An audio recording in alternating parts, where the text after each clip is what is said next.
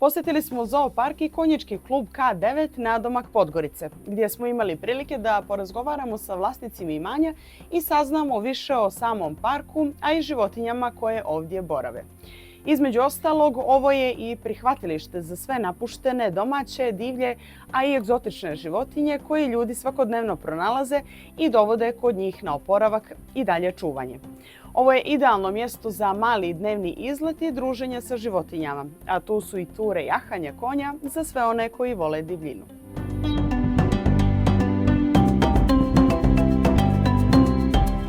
Imamo preko 4000 kvadrata mjesta gdje se nalaze borave životinje.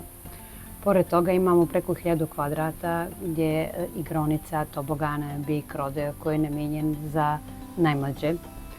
Kad roditelji dovedu djecu, imamo, pored toga što mogu da vide različite životinje, mogu da se zabavljaju djeca gore u našu igraonicu, tobogane i sl. Sandra, recite mi kako je došlo do toga da zoopark bude prihvatilište za životinje? Godinama su ljudi donosili povrijeđene, napuštene, ugrožene životinje kod nas u veterinarsku ambulantu. Mi smo im tu pružali adekvatnu njegu, brigu, ali svim tim životinjama je bilo potrebno i mjesto gdje oni treba da borave. Tako smo mi došli do te ideje.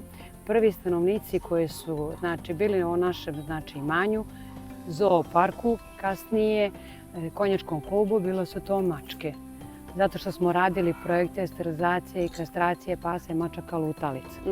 Pošto te mačke nismo, kad smo odradili sve te sterilizacije i kastracije, nismo mogli da ih vratimo na ulicu i onda smo ih ovdje napravili dom.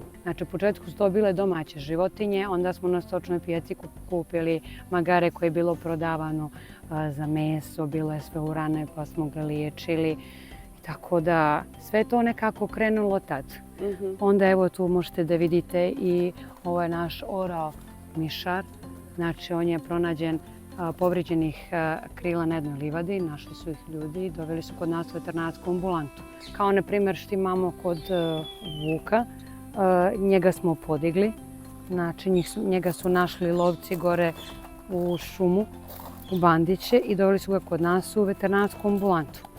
Iskreno vam kažem, bio je u veoma lošem stanju, ali zahvaljujući Robertu Vuletiću, 24 sata je bio uz njega, pazio se kao beba. Svake 2 do 3 sata se hranio, pio mlijeko iz bočice, pa onda je kasnije išao na granule, ali nimalo nije bilo lako ga podići. Sad svako jutro, on ga izvodi u šetnju, od 3 do 5 km ga izvodi, možete da vidite po ovih šuma i brda. I vidite, sad to je njihovo vrijeme za odmor, za mir. Sad može ovdje da bude 100-200 ljudi, njima apsolutno to ništa ne remeti. Zato što imaju svoj red. Red kad im doručak, kad odmaraju, kad im je večera i to je to. Posebno nažalost, moram da spomenem to da dosta nam se javljaju građani koji, neki koji dođu do, na primjer, sove, ptice, mlade ptice, neke nađu povrijeđene pa i donesu kod nas, neke nađu mala mladunčad, pa ih evo baš imamo i tu gdje ih hranimo, gdje vodimo brigu o njima, dok ima i onih građana koji apsolutno uzimaju mladunčad iz gnijezda i hoće da ih preprodavaju. Prosto smo iznenađeni sa svim tim. Zbog čega mislite da ljudi imaju potrebu uopšte da rade takve stvari? Pa iskreno, vjerovatno... Sad kad mi pričate, ja zamišljam nekog čovjeka koji se penje na drvo i namjenski uzima mladunče, neke ptice i šta želi sa njom da uradi? Da je pri svojoj kući i onda vide da ne mogu da i da vam kažem nešto. Mislim prvo da oni misle da drže kao kućne ljubimce, pa onda kad vide da je to opet živo biće, da tu treba da se vodi briga o njemu, da treba da se da treba da mu posvetite, onda dođu na to da ili da prodaju ili da poklone. Da. Evo baš imamo tu dosta egzotičnih životinja koji ljudi zbog nemogućnosti držanja i znači nisu mogućnosti i onda prodaju ili poklone. Da.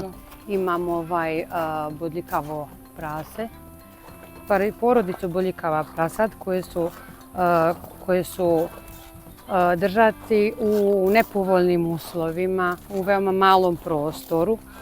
Tako da kad čovjek nam je donio, znači kad ih je donio, znači jedan je bio sav ranjen. Zašto? Zato što su bili u malom prostoru i jedno drugo su povređivali. I onda smo morali da držimo znači karantin, morali smo bogomedno mjesec, dva da ga liječimo, da bi ga oporavili. A evo sad možete da vidite prostor u kome oni žive i kako su oni, kako porave. Možete li da mi kažete, makar okvirno, koliko ste spasili životinja? Pa, preko 40 ptica, orlova smo znači spasili, oporavili i pustili u prirodu. Znači ovo što vidite kod nas, ove koje borave, znači ovdje kod nas, to su ptice koje nisu sposobne da opstanu u prirodu. Kolika je zainteresovanost naših ljudi, da je pretpostavljam i stranaca, da posjete ovaj park kod vas? Veliko je interesovanje, upravo su nam i jedan par stranaca su nam donijeli ovu povrijeđenu sovu koja je znači slomenih krila, koja je baš povrijeđena i koja je sad trenutno karantin i ima tu njegu. Tako da ljudi nas baš prepoznaju, znači i sa strane, čuli su za nas, znaju da se mi bavimo dugi niz godina sa ovim poslom i da smo u tome. Pored prihvatilišta i zooparka, da tako kažem, vi ste također poznati i po konjičkom klubu. Kolika je zainteresovanost za konje? Vi imate 2 ture, ili tako? Dužu i kraću, od sat vremena i od 3 sata. Koliko su ljudi posle toliko godina isto zainteresovani za to? Mi inače te ture radimo po rezervacijama, jer mi inače radimo samo vikendom, a što se tiče znači, tura jahanja moraju se rezervisati. Imali smo situaciju prošle godine, ostavili su nam malo meče ispred kapije u jednu kutiju. Tada je to vrijeme bilo veliko nevrijeme, tako da mi nismo mogli da vidimo ko je šta je ostavilo jer je bila struja nestala. Kad smo otvorili tu kutiju, znači meče je bilo izgledi da bi mogao uopšte da preživi, su bile vrlo male. Ali, znači, jedno 10 do 20 dana smo posvetili pažnju ka njemu. Znači, hranili, pio je, znači, mlijeko iz bočice. Robert mu je, znači, posebnu ishranu. Bili smo ka njemu preduređeni 24 sata. Inače smo i prijavili nadležnim institucijama upravo za veterinu, zatim Agenciju za zaštitu životne sredine, gdje su oni, kad se meče oporavilo, oni su došli i meče su poveli negdje u neki nacionalni park, su ga ostavili. Kad vi podižete, znate vi kako je, mi smo tu plakali. Cijela familija, mi smo plakali kad su oni nama oduzeli to meče. Jer znate isto kad vam odvoje dijete od sebe.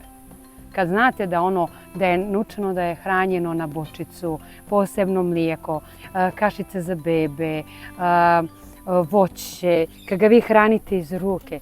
Znači i taj osjećaj kad vam to oduzmu, onda danima i danima smo plakali.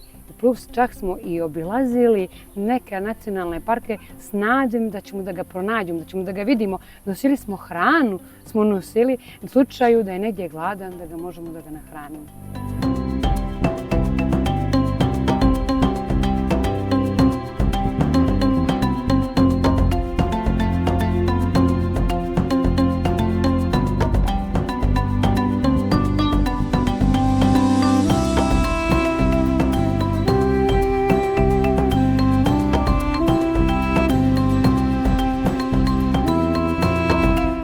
Roberte, šta je to? Ovo je loptasti piton. Recite mi, osim njega, šta imate još od zmija? Od zmija imamo nekoliko vrsta, uglavnom skoro svi pitone. Kukuruzne smukove imamo isto još, oni su malo manji. Od kad su kod vas? I kako su došli uopšte ovdje? Pa da vam pravo kažem, sve od neodgovornih vlasnika. Svi ljudi misle da su to kućni ljubimci, kupe i onda već počne problematika da hoće da ujede. Hrana za njih treba da se drži u frižideru, zamrzivač, znači miševe. I ljudi nakon nekog vremena shvate da zapravo nije baš toliko jednostavno držati zmije i odluče da ih Tako je, da ih maknu, svoje. Da. manje više. Znači dobijamo na svaki, znači našu najveću zmiju od 4 metra smo dobili tako da je čovjek jednostavno prebačio preko ograde. Nije nas ni obavijestio, niti ništa. Samo je bačio, to smo vidjeli na kamere da je samo stanu ispred kapije i bačio preko kapije. Ali što je na primjer kod ljudi, oni kupe zmiju, niti znaju vrstu koju kupe. Samo da je zmija. Samo da je zmija, a kupe na primjer bovu, neku koja hoće konstantno da ujede. I to je problematika. Čim ona njih jedan put ujede, oni više izgube volju. Da.